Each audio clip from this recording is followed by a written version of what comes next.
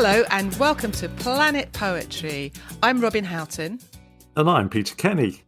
So welcome to our Season 2 finale. How exciting. It's terrifying, isn't it, that we've managed to do this 2 seasons without even realising it.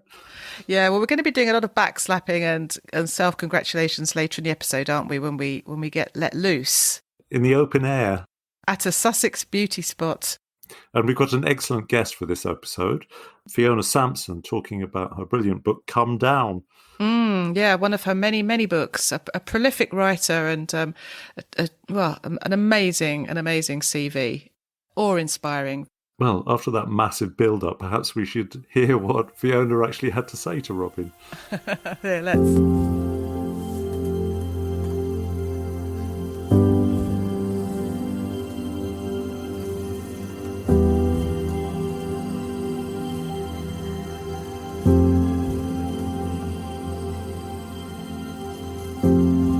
Fiona Sampson, MBE, is a leading British poet and writer. She's written 29 books and has been published in 38 languages. Her national honours include the Newdigate Prize, a Cholmondeley Award, various awards from the Arts Councils of England and of Wales, Society of Authors and the Poetry Book Society, plus numerous Book of the Year selections and several shortlistings for the T.S. Eliot and Forward Prizes. Fiona has been awarded numerous international prizes, and her most recent book of poetry, Come Down, published by Corsair, was an FT Book of the Year and Wales Poetry Book of the Year 2021.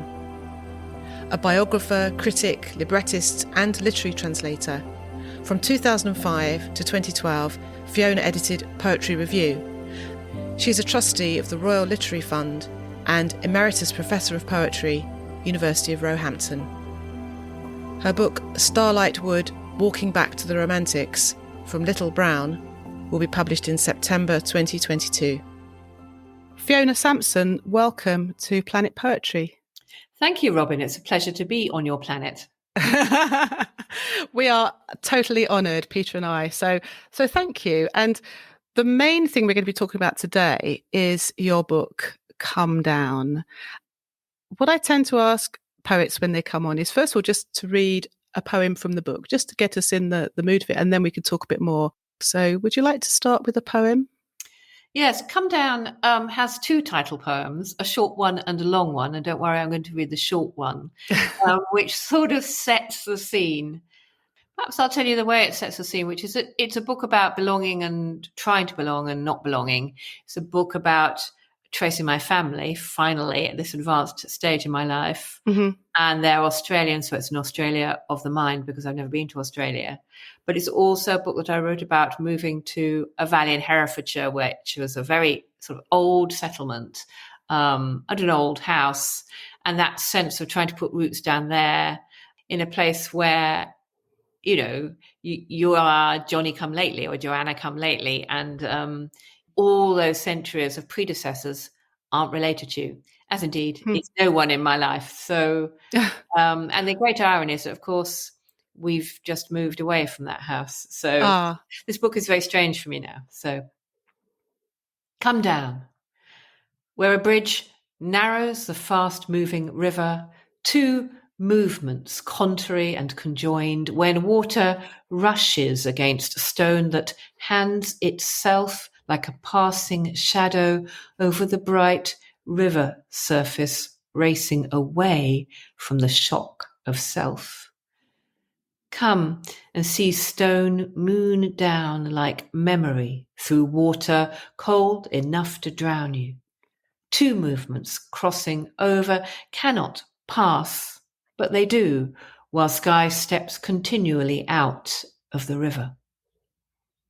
That's lovely. I love the way that really invites us in, and we're already hearing some of the features of this Herefordshire landscape, aren't we? The topography and the river. And so these are sort of echoes that come again and again through the book.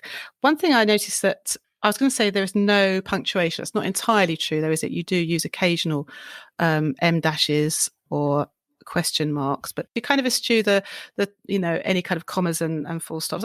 Personally, I love that. I'm a bit like that myself. But hearing you read the poem is very interesting to hear where you put the emphases, because we don't one can read this in many ways. Yes, I think it's good that you can. I mean, I can only read it one way at once, and I kind of wish I couldn't. I wish I could read it in all the ways that just words allow themselves to be. I mean, I always think about lineation as, like a musical score. It's a record of the sound of the poem. But of course, one of the joys about lineation is the way grammar and meaning push against that. Yeah. So it's like kind of flexing, that push and pull, which we reduce by calling enjambment, but it's kind of much more than that, isn't it? I've gradually shed punctuation. So 2 books ago, I really had shed everything except end dashes, which I found much more capacious. They seem like a gesture or an arrow pointing forward, or a kind of offering, a hand offering, maybe like one of those finger posts pointing forwards. More than, like colons and semicolons, it seemed like fences and gates. And then my last book, In the Catch, there was a little bit of punctuation, and certainly every poem ended on a full stop. I love the possibilities that are inherent in the form of, I should say, each poem being a single sentence that makes perfectly grammatical sense, doesn't cheat, but pulls so many things sort of into one breath. They're all one breath poems in a way. Obviously, I can't read them in all one breath because I don't have a lot of puff, and I like that sense of flow and connectedness. I like it in the world, and I quite like it in poetry too. I'm a big fan of W.S. Merwin, and luckily Merwin liked my poetry too. But Merwin in the 70s did away with punctuation, and he said that he thought the punctuation stapled a poem to the page, and I think that's true. I want to say something else about the poems, which is that they have regular numbers of stresses per line, so that's a kind of secret. But they're not formal feet, so they're not necessarily all iambs, but they are regular numbers of feet, stresses per line, so that there's that kind of, it's a bit like syllable, it's a kind of secret form which kind of gives them strength, I think. Gosh, all through the book? All through the book. Wow. Sometimes it's 2 stresses, sometimes it's 3, sometimes it's 4, sometimes it's alternating 4, 3, 4, 3, but, While we're talking about form as such, I was intrigued by looking at the book as a whole. There is a certain amount of symmetry, and particularly you've got these 2 poems, Noumenon and Phenomenon, which I don't know much about philosophy, but I looked them up, and but the one is 8 poems in, the other one is 8 poems from the end, and I sort of think, oh, that's a nice sort of balance. And I wondered I'm sure it was all deliberate, but do you rather like the fact that there are these things to discover in terms of the ordering of the work? Yes, I do. I mean, I don't know about you, but when I get a poetry collection, I don't tend to read it in order. I tend to just dive into it, and I'm kind of a very greedy, fast reader of poetry collections, and then probably eventually I'll read it in order. But I think that the order is there subliminally, and it's there as a secret symmetry. And I also do think that the running order is in fact very important and is kind of performative if you start on page 1 and you go through. And yes, I do. I mean, it's part of that same thing about, only connect, everything being connected. I love the idea that, it's obviously it's lovely if people think there are things to discover, but I also really love that sense of there's a kind of chime across. I mean, it's like having a rhyme that's very non-local. It's not, it's sort of 8 lines away or something. I like that sense. And in the past, when I've had collections which have had sequences, for example, Coleshill had a sonnet sequence, and there were 14 sonnets, because 14 is a sonnet number. And, I thought, oh, this would be a panel in the book somewhere. But actually, then I realized, no, it works wonderfully to spread them out through the book like beads, beads on a string. But also they speak to each other across the book, and they unify the book. Really believe in books as complete works, not necessarily thematically, but poetically. And when I sort of work with people and mentor them, I'm often saying, no, don't just put them in the order in which you wrote them. Don't send them to the publisher in the order in which you wrote them. Think about it so they sing to each other, and, they have a relationship. Yeah. So, yeah. The title, you've mentioned, there are 2 poems called Come Down, and of course that is the name of the whole collection. And you alluded very briefly to the fact that you have no relatives. So this book is about your biological father and your stepfather. Is that right? Tell us a bit about that.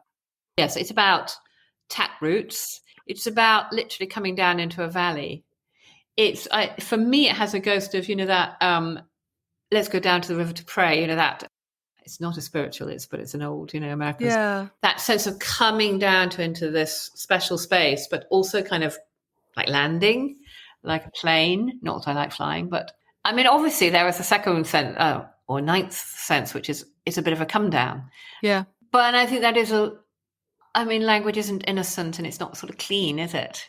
I do have problems with titles, with book titles especially. I found The Catch very hard to title. For a long time it was called Vault, and I thought of vaulting over, I thought of high ceilings. Everybody else thought of kind of dungeons and bank vaults and things locked and dark. It's kind of completely opposite. And I couldn't find another word for that kind of springing off, that kind of, because that was a book about, joy.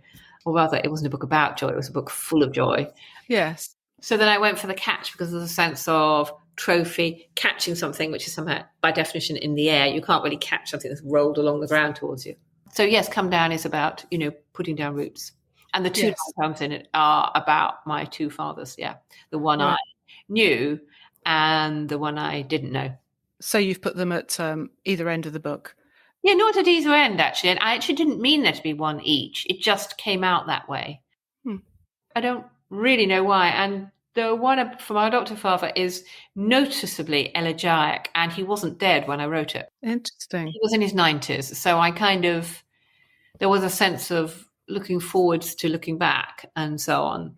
And there is this feeling of movement. I mean, Come Down, it's a command, if you like, and it's a move, as you say, coming down into the valley, come down into your life, into your ancestors. And we get this movement, sense of movement and transformation comes again and again in various poems. There are a couple that riff off of Mary Shelley and Frankenstein. And I know you've written a biography of Mary Shelley, haven't you? So you're no doubt deep into that. I'll ask you about that in a moment. But first of all, there's another poem I wondered if you could read, which at this point, which is Wharf. I liked this very much. It felt like we're introduced to these beasts that are apparently walking on water.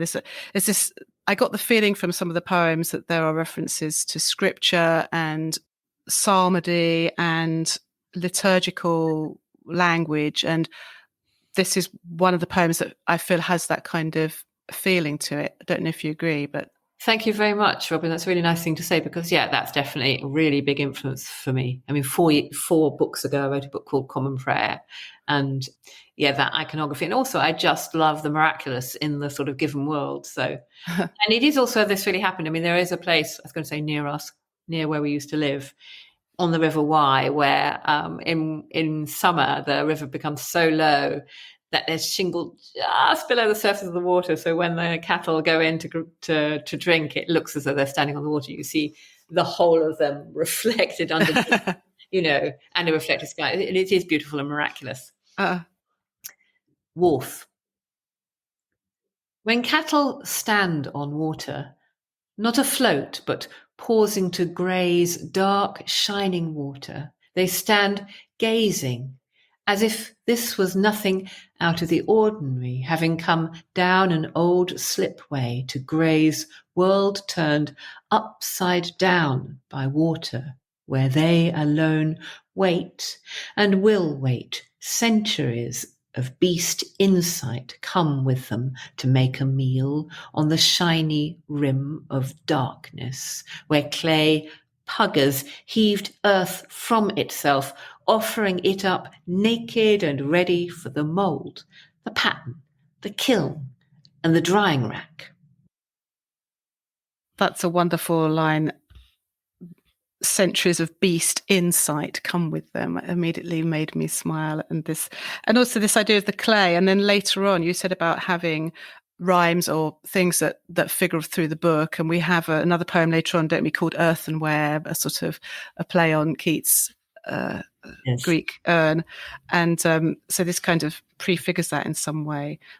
I'm very resistant to the notion that countryside is purely decorative and, even the River Wye in that bit is, post-industrial. And I just really think that that grit, that kind of grain of reality is it's incredibly important in our relationship with our environment, that we don't kind of prettify and remove the countryside from ourselves. We understand it's a living, changing, mutable set of conditions which we act on and which act on us. And if we understand that, we're more likely to be better custodians of it, and, on big and small scale. And I love that. I love the ordinariness of miracle, Yeah. And I think that's a beautiful snapshot. I did mention Frankenstein. So you have these two poems, but then later on we've got Mother as Eurydice, and I kind of paired them in my mind. I don't know, maybe that's just me, but Frankenstein's golem, this character, you say in the poem, lifted from death and forced to pass again through his own dying. And then we've got the mother as Eurydice, who this mother disappears into nowhere. Who was she? I don't know. I sort of felt that there was something between those two. They were talking to each other. I don't know if you've got any comment on that. Well, I think you're right. I mean, having said I didn't actually quite say it, but I am quite resistant to thematic collections. Nevertheless, I think that most collections have a kind of thematic weight because they are what you're preoccupied by in the 2 or 3 years during which you're writing the poems that become the collection. And 2 or 3 years during which, of course, you also write poems which not only write poems that fail, but you also write poems which you don't include in a collection because they just don't belong. So I think, yes, I think that's true. And I think there is a speaking across this kind of the valley of the shadow of death, because that's another valley, it's another river valley. Right. The river is also the Styx, Yes. And I also, I guess, did feel a little bit guilted. I've written about 2 fathers and not a mother. And, I'm enough of a feminist to notice there are a lot of guys in this book. And of course, I've written about 2 poems here about Frankenstein and his creature, and not about Mary Shelley, although, of course, the reason I wrote those poems is because I was writing about Mary Shelley. So I was thinking about her. But in a sense, I think with my biographical head so differently from my poetic head that I couldn't just restate what I'd found or felt or thought about when I was working on Mary in poetry. That just didn't happen for me. But I continued because it was the bicentenary of Frankenstein. Yeah. Also because, that's what happens with a prose book is very different from poetry. A prose book has a life, and you go around places and you do events and people, so I ended up talking a lot about Frankenstein and thinking deeply about it, thinking further and further beyond the Mary Shelley book, and finding it this most enormously capacious myth and really interesting. And of course, then also, like a dog with a bone, dragging it back to my dark cave and kind of making it be about my preoccupations. So the Modern Prometheus poem is, as a kind of mirror poem, and you can read it down the 2 lines, Yes. read it across, obviously, because in a sense I'm sort of saying they're Jekyll and Hyde, aren't they? Not Jekyll and Hyde, but they're, That sort of idea, yes. Yeah. Yes, that sort of idea. No, I thought that was very clever and intriguing. I spent a lot of time wondering about that. Well, and also its origin is actually technical. In fact, both the Frankenstein poems were commission poems, and they were both commission poems that came to me because of the Mary Shelley book. So Frankenstein's Golem was a commission for Bristol City of Ideas Festival in the bicentenary year. And then Modern Prometheus was an artist was doing an installation at the Jewish Museum in London. And she'd done an installation all about Frankenstein. You would think they'd be quite removed topically, but there we are. Anyway, she'd come across my work and she said, would I write something for each vitrine? And I thought, well, I'll write something for each vitrine. And there were lots and lots and lots of them. So I thought, well, I'll put a line each of the poem. And then I found I was trying to write these lines that would read as self-contained little phrases, but would also speak to each other. And that was what gave me the technical idea for the mirror poem. And in the end, I was actually writing it on a train in Serbia. So for me, whenever I read it, there's a kind of faint sense of the banner outside the window and the kind of the flatlands and the cornfields outside the window. Now, I know that you trained as a violinist, didn't you? That was your first métier. Yeah. And I loved your music lessons essays that have come out as essays from Blood Axe. They were lectures, were they originally? They were. Newcastle University used to have the Newcastle lectures, and they had various poets give. It's a set of 3 lectures and then a poetry reading. Someone had already done translation, and I thought, what am I going to do? And then I thought, well, it's obvious. I'd like to think about poetry in musical form. And then, in fact, I expanded the Newcastle lectures into a book called Lyric Cousins, which is it's published by an academic publisher, which is a shame because I think of it as kind of, obviously its references are scholarly, but I thought of it as original thinking, and I would like it to contribute more to kind of poets thinking about music and musicians thinking about poetry and words, because I am acutely aware that there are 2 tribes and they really don't understand each other very well. Well, yes, I think essentially, it's of course an academic book. It will be very expensive, and it won't be available in regular libraries and things. So it's a shame it won't get that wider. But I mean, the lectures, the Blood X book, I mean, they are quite scholarly, I have to admit. I mean, my husband's a professional musician. I said, "Oh, you'd be interested in this," but he didn't get very far. He was just like, "Oh, well, that's a bit over my head." But that's fine because Yeah, one of the things I'm really aware of is that as a musician, other aspects of your education fall away. I mean, particularly if you're an instrumentalist. I mean, you spend all those hours a day, all through your adolescence, practicing, and you do probably the minimum of GCSEs and A levels, even if you're bright at school, because it just isn't the time and that isn't your focus. And, I'm always astonished that classical musicians, but then I'm not astonished because I went through the system.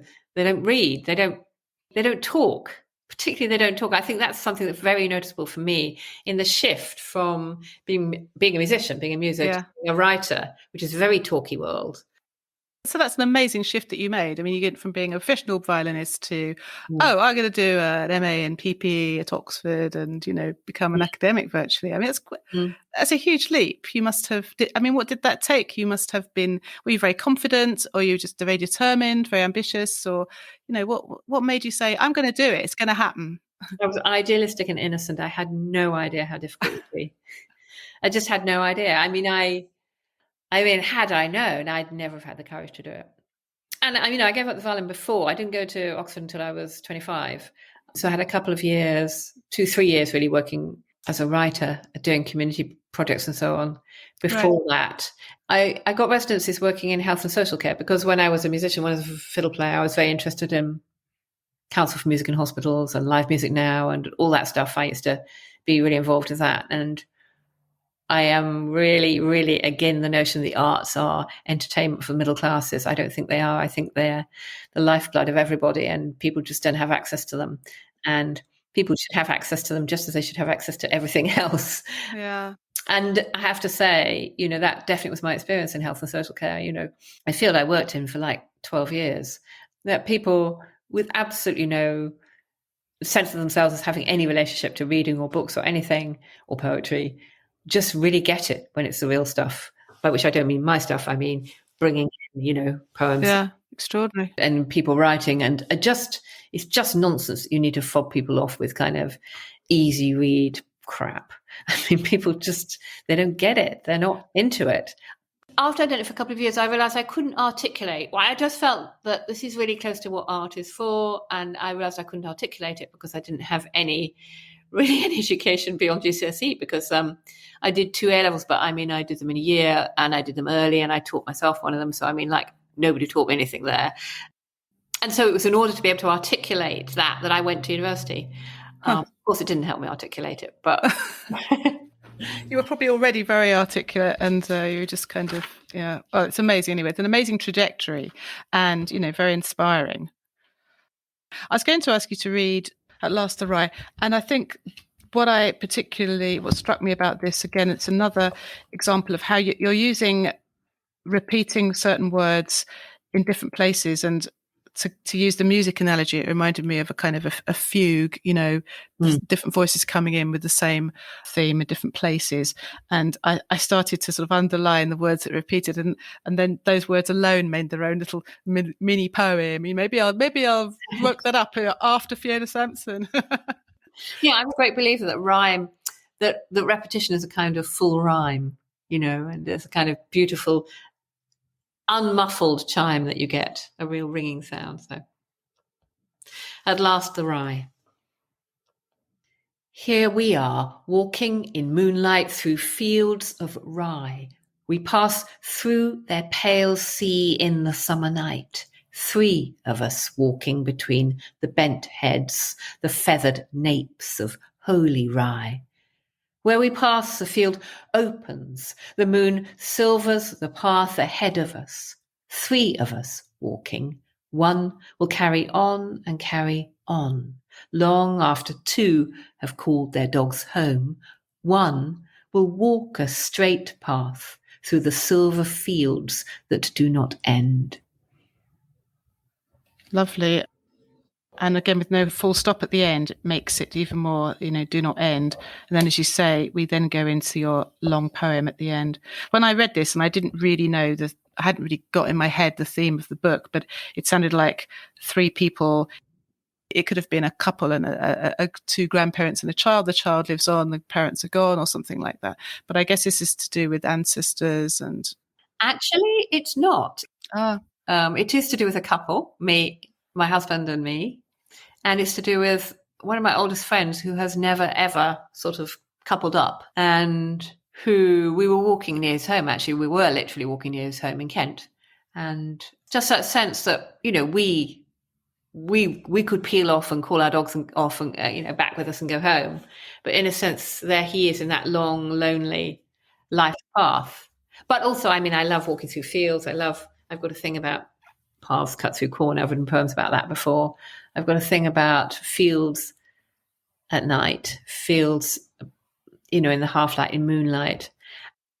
It is what it is, so it can be read anywhere, and I really like the way you read it too. So Now, I want to just touch on when we've had poets on before who have been or are editors of magazines. Usually they are known as editors first, and then we say, read us some of your poems. But, Helen Ivory, she says, people think of me as an editor, but I'm really a poet. It's the other way around with you. But I know that you did edit the Poetry Review for many years, didn't you? 7 years, yeah. And yet you're still, I would say you're better known as a poet than that stint at Poetry Review. I don't know if that's true or not, but. I feel it's not. Like all editors, I feel it's not. I feel that, even when I was at Poetry Review, I can remember, it's enormously petty, but I can remember, the Eliot shortlist readings, and everybody else, including people who were wonderful editors like Robin Robertson or Don Patterson, would get introduced with a load of stuff about their poetry. And I get introduced as, and she's done such a great job of editing Poetry Review. And I think, can you not just read the poems? This is my turn. Oh. I spent my working life trying to enable, open doors, be enthusiastic about everybody else's poetry. Could you just not? I can't. I've got nobody doing it for me. Could you not just read my poems? Yeah, so that's poor. I loved editing. I'm going to still do bits of it, but I absolutely adored it. Were you able to write at the same time, though? Or did it take up all your time? You're working with the work of, the best people in the country. You're working with the work of, everybody in the country, because everybody sends to Poetry Review, from people send their first poem to people, But whoever the laureate. But tell me, be honest, did you actually read all the submissions? I did. Well done. Absolutely. And I have nothing but contempt for most poetry editors who don't. They just don't. And they have, in trays which are the friends pile and so on. I absolutely don't do that. I probably should have done. I probably should have been, horribly nepotistic, because that does seem to be how the poetry world works. Yeah. But I wasn't. I was because I have always come out of the slush pile myself, always. I'm a great believer in the slush pile, and I'm a great believer in, it's absolutely arrogant and ridiculous to think that everybody who's in the at any one time. You don't know the people who are emerging, whether they're young or whether they're not young. You don't know them, because they are emerging. That's the definition of emerging. They're not yet, known to you. They may be known to somebody, but not necessarily to you. And so that sense that, you don't have to pay attention. You don't need to. Does seem a bit lazy and a great shame, really. A great shame.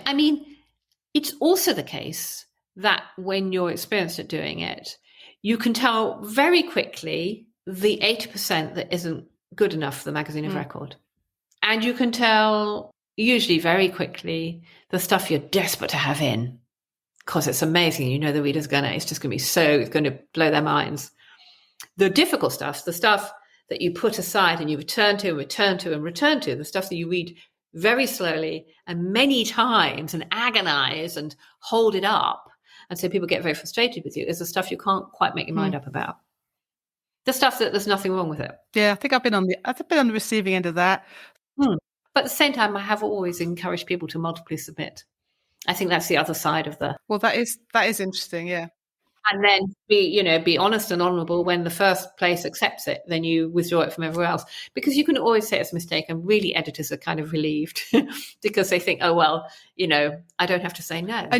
And yet some editors are very forthright about not simultaneous submissions on their websites. I also think that it's wrong. I think it's wrong of them and selfish of them, and they probably aren't acting poets. And if they are, they ought to channel their poetic experience. Interesting. I felt very, very strongly, particularly at Poetry Review, because it's a magazine that people actually read, as opposed to a lot of poetry magazines, which frankly are magazines for being in. I felt that its responsibilities faced it both ways. Its responsibilities faced to the poets who wrote for it. I mean, not only poems, but reviewing and everything. And its responsibilities faced towards the reader. And you have to balance both of those. You have to make something that's amazing for the readers so that they love poetry and they keep coming back for poetry, not just to your magazine, but to poetry in general. Particularly because Poetry Review and the Poetry Site, it's like that one thing that people often have, they're linked with poetry, particularly actually people who don't write poetry, but like they're English teachers in school or something, and it's their one thing. So if you can aspire and keep engaging them. And then on the other hand, for poets, if you make it a really good magazine and not just a crony magazine or a magazine for let's have a whole load of people just because they've never been in before, but you find the really best people who've never been in before, which of course I did constantly, then it's more of an accolade to be in it. Could talk about this for a long time. Would you like to read a final poem from the collection? Your choice, really. I'd quite like to read Boat Lane. Please do. And what's strange about this poem for me now is that, my dad has died since I wrote the book. And the book that I've just been correcting in proof has in its way become a kind of set of elegies for him. It's because it's a book about it's called Starlight Wood, Walking Back to the Romantic Countryside. And it talks a lot about, trips when I was a child. And therefore he kind of walks in on the page quite a lot there too. So it's a kind of triangulates this poem. Great. And it's got an epigraph from John Davidson. I heard the South sing o'er the land to knolls where Norman churches stand. Boat Lane. Down a lane where bulrushes taller than me thrum, beetles with antler claws too heavy for them stumble at my feet once again, and for the first time I'm following my father through a salt stink of fields the sea can't forgive for belonging to it, before marsh rose up soft as shaking reeds in sunlight, and someone built a chalet among the oaks down along Boat Lane. I see the steep shingle roof between trees where my grandparents live, time without end. They watch me, following the lane that leads towards them and away, under pale oak trees whose branches make a cage filled with lights and with the old cries of doves, and where at night owls flutter like rags trapped above the tide line, calling me out of sleep. Wild child, making shadows leap the walls of the steep angled attic among salt sweet night smells, while out across soughing grass the sea murmurs loss, and I float from the open night window, a scrappy moth among the stars that see themselves reflected and afloat in infinite water, each one a coracle adrift in its own pool, but not like Moses. No, I'm no lost child between the giant yellow crests and irises cramming the waterways with gaudy. As my father walks ahead into the glare, a violet streak in the yellow afternoon, and vanishes, while water pools below a white railing, always now and here, where the pillbox entrance gapes across the ditch, releasing its toad stink of piss and fear. Remember, round the next bend, you can see the monument, and I do, with the window wound right down and a wide open smell of France blowing in the car. My father, man of Kent, is following the lane he's known since he was a child on Romney before the war. And afternoon is always green and gold between the reeds, where waders run like ghosts of birds. As deep beneath roots and silt, the boys who had to ditch say their own names, mouthing silently, the ones he could not save on missions over the North Sea. But still the waves lie and lie, the sea always unsatisfied, breathing up dikes and across low fields. It condemns the shabby pubs and bungalows, while shadows pool along Boat Lane, where my own ghosts walk on water, Grandma in flowered housecoat, Grandpa carrying his camera. Here they come down the lane where bulrushes taller than me thrum. Beetles with antler claws too heavy for them stumble at my feet once again. And for the first time, I'm following my father, who belongs to marsh water and to the sea. It's beautiful, and it's just got this walking pace all the way through. We're walking with you down this lane. Actually, at one point I was thinking of Dungeness, with the shabby bungalows. And it is Romney Marsh. I mean, it is, Boat Lane is actually Bonington in Romney Marsh. But So I just want to say thank you, Fiona, so much for coming on. It's been really fascinating, and we're so... lots to discuss here, and give me lots to think about. So thank you. It's been a huge pleasure. Thank you, Robin. Thank you for inviting me. And thank you for asking such interesting questions too. Not automatic at all, is it? So it's lovely.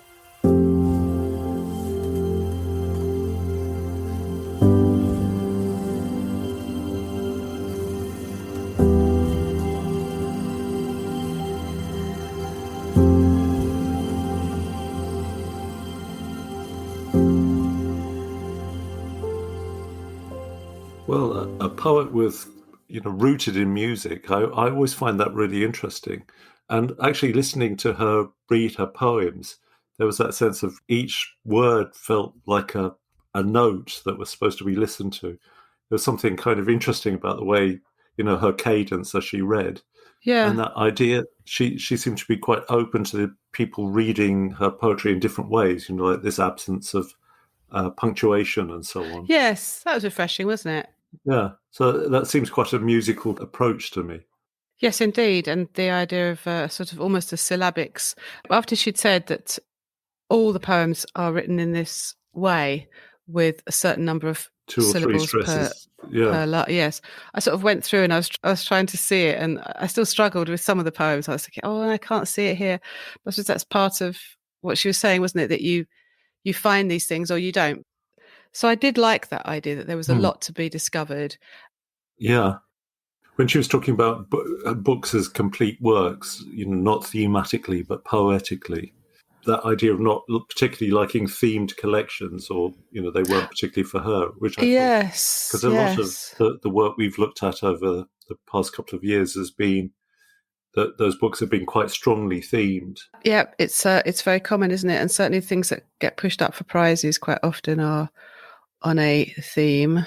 From what she was saying, there seems to be a kind of hidden structure in the work of, bookending with poems about each of her 2 fathers, and you pointed out the noumenon and phenomenon poems. Yeah. No, there's a tremendous amount of structure. And I mean, it is themed, but it's not that every poem is about one of the 2 fathers. It's more subtly themed than that, I think. Yeah.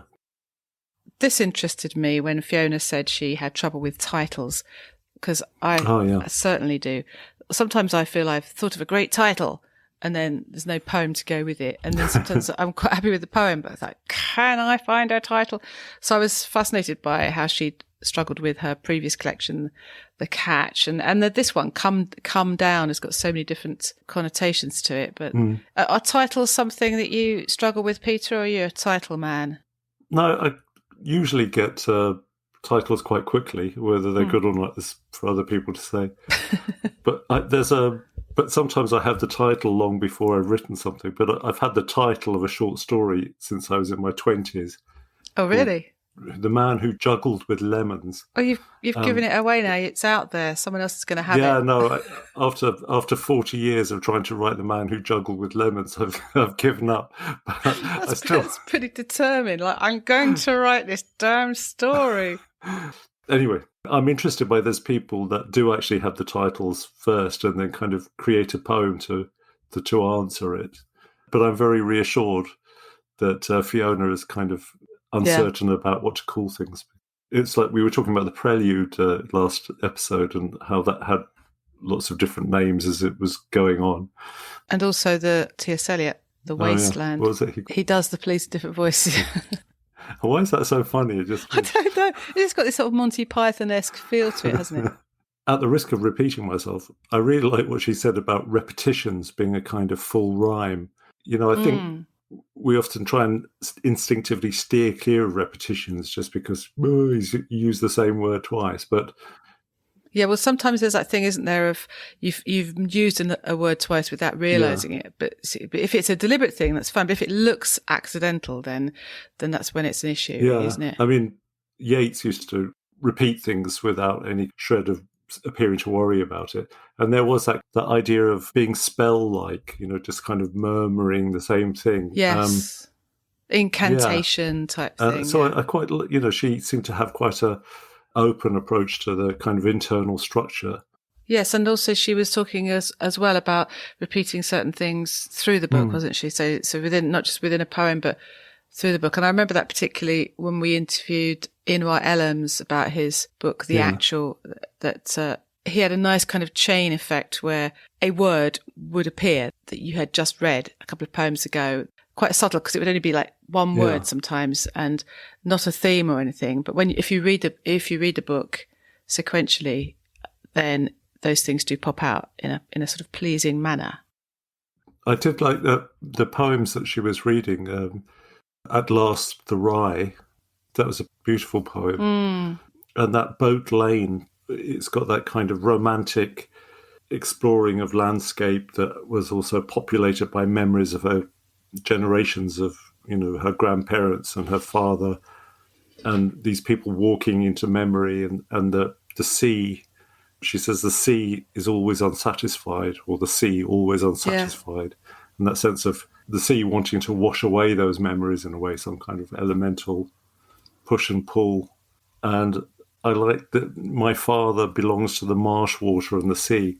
So it's like he's almost leaching away now, or being drawn back into eternity. Yes, back into the ground, coming down, back into nature. And yes, very beautiful. That was a beautifully structured piece, wasn't it? And there was a kind of circularity about it. I really want to read this collection. It's her themes about fathers and so on are things that resonate with me. I had a complicated relationship with fathers. And this thing about belonging and trying to belong and not belonging reflects the modern condition so much, doesn't it? We all want to somehow belong. There were so many universal themes here, I felt. They weren't so specific to her experience that I wasn't able to relate to them. It felt very, sometimes a book can be such a personal work that it's quite hard for the reader to kind of get into it and be alongside the poet. But I did feel that that's absolutely how she works, with these personal yet universal themes. So, yeah. I mean, in that poem, The Wharf, the one she read first, there was the sort of stone, and she was comparing the stone underwater to a moon. And there was something beautifully organic about that. It was capacious enough for you to step in, whoever you are. We did touch on the fact that Fiona was the editor of Poetry Review for 7 years, and we've had poets on here before who are editors. I felt that she's better known as a poet, but she said that she still gets referred to as or thought of as an editor. She was quite frustrated with that. I think that's Understandably, right. yeah. Her example was the T.S. Eliot readings. Yeah, the TSE. I could feel her pain there, but I thought it was interesting some of the things that she said she did read every poem that was sent. Are you really surprised at that? I am. Do you yeah. think? Yeah, I am. Yeah, I'm sorry, I was cynical, but I think when you've got thousands of things coming in all the time, I'm surprised there aren't a couple of readers, trusted sifters. Yeah. But she kind of alluded to some magazine editors having, friends piles and that sort of thing. Something comes in from a named poet and you put that in, that's in a probables pile, whereas Mr. A.N. Other, Mirzal Houghton, who the hell's Peter Kenny Robin Houghton, was chuck them in that pile over there, like, geez. So, and I quite liked her forthrightness about how to be an editor and the fact that she thought simultaneous submissions were absolutely fine. And yeah, she's definitely on the side of the poet in that, I think, because it is really frustrating to have your poems kind of on ice for half a year while somebody decides. Yeah, well, that is fair, but the editors have their own view as well, which is we need time to consider and think. And she did say, didn't she, when she was editing, she still did take a while to decide about, there are certain poems that were definite yeses, others definite no's, but there's the one sort of borderline. It does take a long time to decide if there's room for them in that issue, thematically and all the rest of it, or is it not quite good enough, all those sorts of things. I understand that takes time. I mean, you edited a magazine for a while, so you must have been on the receiving end of that to a certain extent. Yeah, because I turned things around, especially with the e-zine so quickly, it wasn't really an issue. And that's because I didn't have, the sort of industrial levels of submissions that modern editors have to put up with. Well, it's a minefield, but God bless them for doing it. Anyway. Absolutely. No, I thought Fiona was a great interviewee and had lots of interesting stuff to say. I loved her honesty and I love her work. I just thought I came away quite inspired. Yeah, I can see why. I think she was a great interviewee. And a fitting interviewee for our final episode of season 2.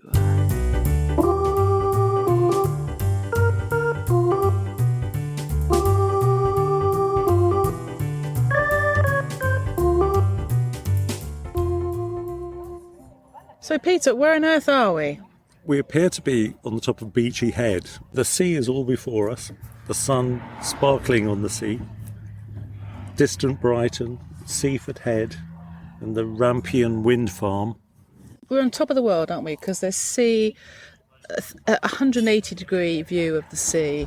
So we thought we'd come to a hostelry to celebrate the end of season 2, our season 2 finale. It's amazing, isn't it, Peter? It started as a kind of COVID fever dream, really, didn't it? When we were all locked down the first time. It did. It's like, let's have a podcast, and then it's still going, which is really weird. This is our second year, isn't it? Yeah, this is the end of our second year. So we're doing a bit of backslapping and a bit of... We've had a drink, haven't we? Just one and a third only pints of one lager. and a bit. Yeah, only one and a bit. That's right, yeah. But we thought we would have a look back on some of our favourite moments of season 2. Yeah, there's been all kinds of things running through it. One of them has been my sort of worrying about how do you write a green poem. And I think actually, sort of looking back on all the stuff we've done, that Janet Sutherland had the answer. Oh, yes. When we were talking to her, and maybe we should just hear what she said. Yeah, let's hear that again. I think that as animals, because we're, we like to think we're sort of above everything, don't we? We're people, we're human. But actually, we do have this deep connection with the physical world, and I think that's often forgotten.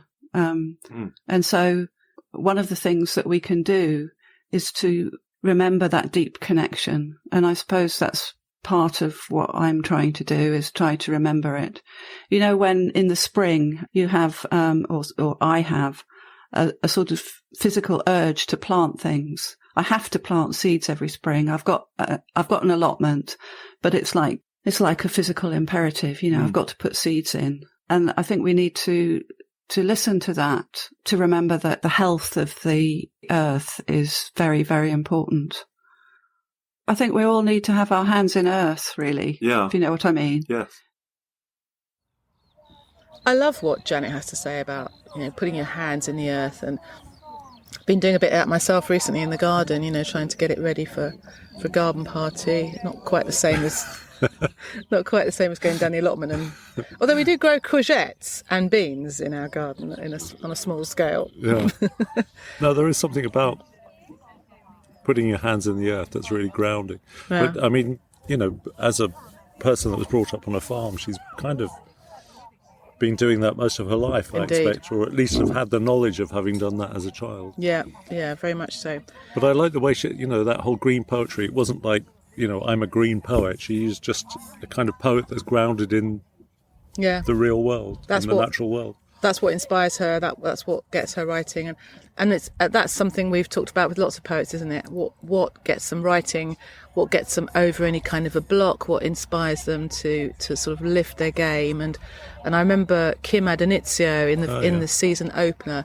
She had a lot of really good insights into that, and she talked about reading other people's works being a key factor, I think.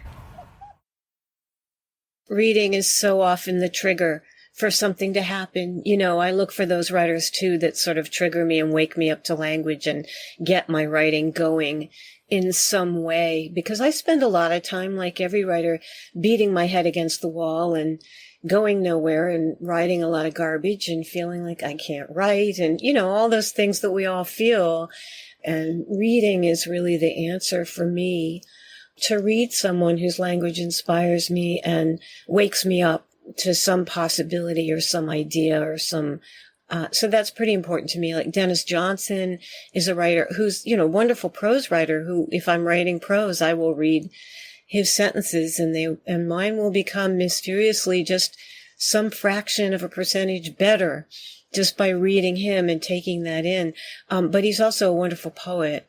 So he's one of the writers. Lately, Diane Seuss is another one, American writer, Terrence Hayes. It's changed throughout my writing life, who I read and who triggers me and what that triggers in my writing. And I'm always trying to look for new writers to inspire me and new ways to write. So we've been obviously reading lots of different things for the podcast, but what I've really loved is that I've begun to read things that I wouldn't have encountered before, like Ashanti Anderson, who we kind of discovered at the beginning of this season. Yeah, we did, didn't we? Well, I think she approached us, and we really liked her work, didn't we? Yeah. What I really liked the fact that she defined herself very precisely, didn't she? And she explained why that was important. Yeah, she's kind of... We were talking about those intersectional labels, and actually she made me completely reappraise why that's really useful. Yeah, let's hear that. Yeah.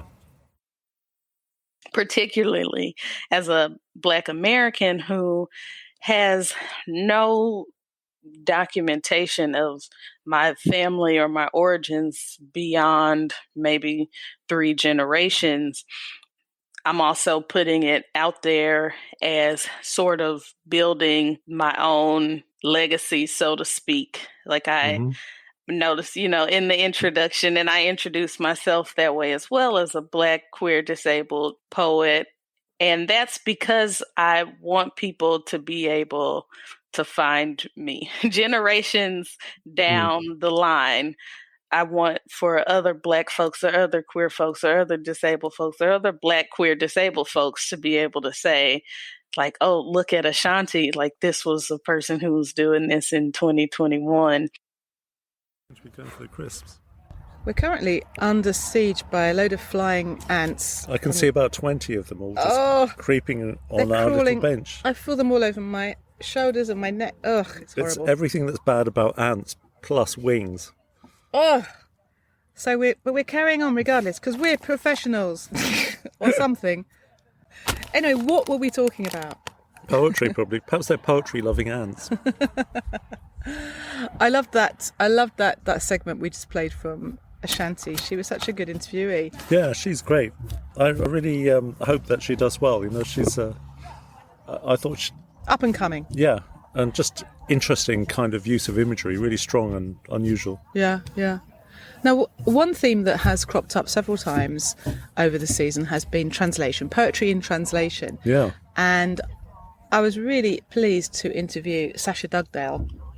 Of course, I asked her the question about translation and writing, and did she feel that it affected her own writing? Could she do both at the same time? And so this is what she had to say about that. I often get asked about the relationship between poetry, writing it and translating it. And the truth is I'm not quite sure. They're very different in some ways because it's somebody else's voice. So you're trying to find a shape for it in English. So it's possible that you exercise the right poetic muscles. And often the poetry that you translate is so very different from work that might be, for example, contemporary in Britain, that it's at such an oblique angle. I think that probably is good because it forces you to look outside the sort of quite narrow confines of a national poetic culture and think about poetry more broadly. And then perhaps just words that you're forced to use because you're translating that you might not have in your natural poetic vocabulary. Yes. They start to figure in your poetic thinking. So, another person we met through the translation business was Alireza Abiz, he'd edited a book of new translated poetry last year, and his own book came out this year. Just fascinating to hear the idea of somebody writing in a context of censorship, and the fact that, this happened to him as a young boy. That was powerful stuff, wasn't it? Yeah. So I experienced this censorship as a reader of literature since a very young age. Yeah. So one day I come to school and I see that some of the books that I used to borrow from the library are not on the shelves anymore. And Wow. There is one very particular instance that really haunted my teenage years, is when I was reading a novel and there were only a few pages left before I could finish the novel. And it was in the break time. And the school clerk came and looked at the cover, asked me to see the book, and he just threw it in half. And he said, "You can't be reading this book because it's a communist book." When you spoke to Di Slaney, she took us back to that kind of, made us think about that first flush of enthusiasm, that falling in love with poetry that you get. That's right. We interviewed her with Sharon Black, didn't we? That was a sort of a two-hander. One of those technical two-handers that you've been doing. Yeah, that was good fun. They were both really fascinating to speak to. The nicest time of being a poet was when I didn't know very much, when I didn't know about the industry, when I didn't know who was who, didn't know what I needed to do to be recognised or known. Those were blissful days, when you're starting out and it's all new and sparkly. So then you kind of feel the burden of the machine, of the industry, of your peers pressing on you. And that is quite a weight, I think. The pressure to produce stuff and to have books. It takes you away from what drew you to writing poetry in the first place, certainly what drew me to writing poetry in the first place, which was the joy of the craft. I can really relate to that, can't you, Peter? I think it's absolutely true what Di said. Sometimes I find my ambitions are, just blinding me to the reason I'm writing in the first place, which is ridiculous. I always have this phrase in my head that the gods laugh at the ambitions of poets. It's quite Buddhist, though, that thought that being attached to outcomes, if you do something you love and do it to the best of your ability, just doing it without thinking, I'm writing this thing so that it can be published in place X or something. Yeah. But then if you want to get ahead in the poetry world, I suppose you have to think like that. But I can never quite do that. Yeah, tricky, isn't it? I read something recently, an interview with someone who was saying you just have to keep writing, and you have to write a lot, and you have to keep writing. And I don't always feel like writing. I'm a bit of a lightweight, I think, sometimes. There's something about silence, though, isn't there? About actually giving in to periods of fallowness. Gosh, yes. To actually replenish yourself and actually not be pushing yourself all the time. Because I found that occasionally I've given myself a brief, like I have done recently, and started writing, poems around a particular subject. And it's all coming from my conscious mind, and I'm making poems that, while they fit the brief, aren't possibly that felt. They're fixing a hole in a pattern rather than actually coming from my deepest self somehow. Yeah, good point. And that's why Fiona what she was saying about those collections that are not built around a theme. I really heard that. The idea that because you're writing over a couple of years, that those things actually organically belong together because of the place they occupied in your time of life. Yes. I agree. A lot of the poets we've talked about have done that, and very successfully. Yeah. And now here we are in this beautiful spot. We've actually moved from our previous spot where we were being attacked by flying ants. And now we've got a fantastic view of the sea. There's people in the background having supper. There's a tractor. And it's so idyllic here. We're very lucky, aren't we, to live in this part of the world? Yeah. On the brink of... Look, there's the sea there.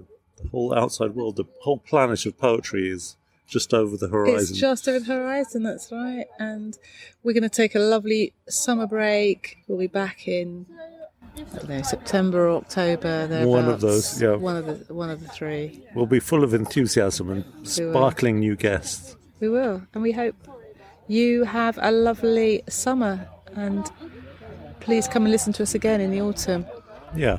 Cheers. Cheers.